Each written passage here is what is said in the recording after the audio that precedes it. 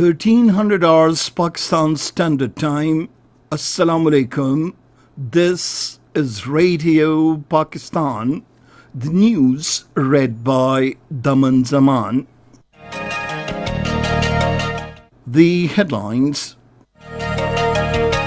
The Prime Minister has expressed deep grief and sorrow over the deaths of Pakistanis living and working abroad due to coronavirus. Preparations are being made to repatriate over 6,000 stranded overseas Pakistanis every week from Monday next.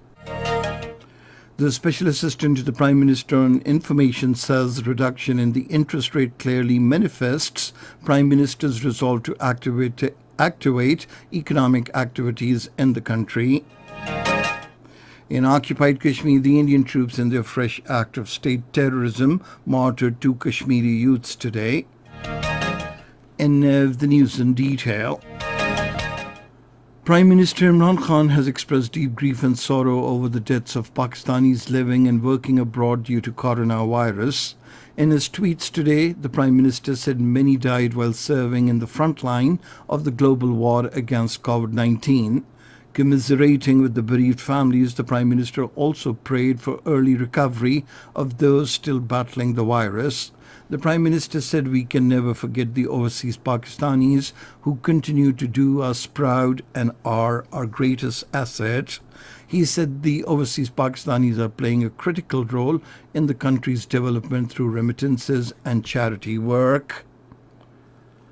Preparations are being made to repatriate over 6,000 stranded overseas Pakistanis every week from Monday next.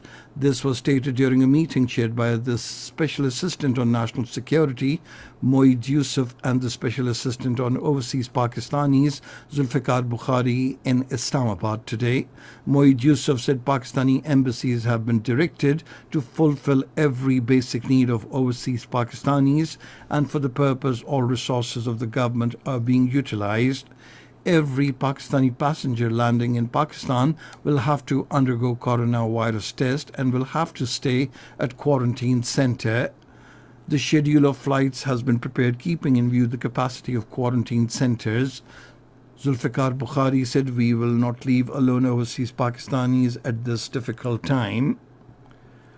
The Special Assistant to the Prime Minister on Information and Broadcasting, Dr. Firdaus Ashiq Awan, has said reduction in the interest rate clearly manifests Prime Minister Imran Khan's resolve to activate economic activities in the country. In a tweet today, she said reduction of 2% in the interest rate will prove to be pivotal to bolster the confidence of the businesses and strengthen the economy. The Special Assistant said keeping the economy afloat and providing relief to the poor is our mission. The Minister for Industries, Hamad Azhar, has said there is no shortage of essential commodities in the country. Talking to the media persons in Islamabad today, he said the supply chains of essential items are open to ensure their availability all across the country. The Minister said the government is bringing a new legislation in the next few days to take strict action against the hoarders. Under this legislation, those involved in hoarding will be arrested. He categorically stated that nobody will be allowed to exploit the situation arising out of the coronavirus outbreak.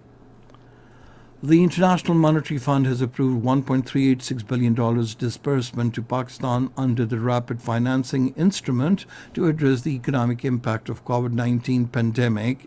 In a statement, the International Monetary Fund said with the near-term outlook deteriorating sharply, Pakistan swiftly put in place measures to contain the impact of the shock and support economic activity. It said crucially, health spendings have increased and social support strengthened.